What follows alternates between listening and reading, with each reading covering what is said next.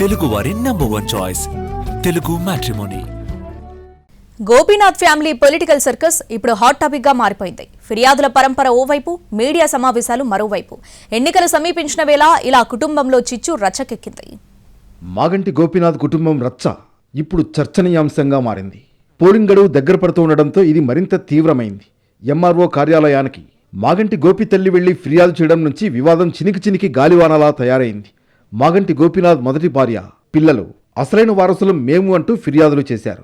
దీనికి తోడు తన కుమారుడు చనిపోయిన విషయం కూడా తనకు కేటీఆర్ ఆలస్యంగా చెప్పించారని గోపి తల్లి ఆరోపించారు. మరోవైపు ఈ వ్యవహారం రాజకీయ రంగు పులుముకుంది.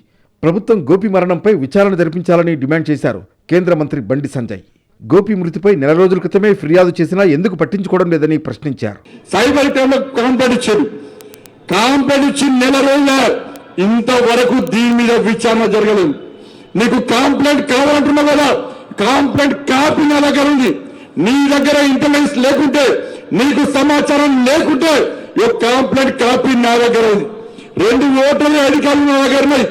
నీకు పౌరుషం ఉంటే, నీకు రేషం ఉంటే, నీకు రోషం ఉంటే, నువ్వు తెలంగాణకు ముఖ్యమంత్రి అని నువ్వు భావిస్తే వెంటనే మాగంటి గోపీనాథ్ అసలు కుటుంబానికి నేను న్యాయం చేయాలి.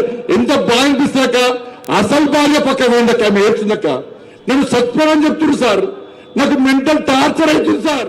ఇటు గోపీనాథ్ కుటుంబ వ్యవహారాల్లో తాము జోక్యం చేసుకోలేం అని స్పష్టం చేశారు సీఎం రేవంత్.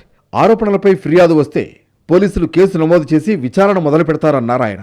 బండి సంజయ్ గారు ఫిర్యాదు చేస్తే మాత్రం ఆయన కేంద్ర మంత్రి, పార్లమెంట్ సభ్యుడు, పోలీసులు ఖచ్చితంగా విచారణ చేస్తారని నేను భావిస్తున్నా. చట్టం తన పని తాను చేసుకుపోతుంది. రాజకీయంగా మాగంటి గోపి మరణాన్ని నేను వివాదాస్పదం చేయదలుచుకోలేదు. వాళ్ళ కుటుంబ సభ్యులు, పిల్లలు కావచ్చు, తల్లి కావచ్చు, వారు సతీమణి, మొదటి సతీమణి కావచ్చు, రెండో సతీమణి కావచ్చు, ఆ వివాదాలను నేను మాట్లాడదలుచుకోలేదు.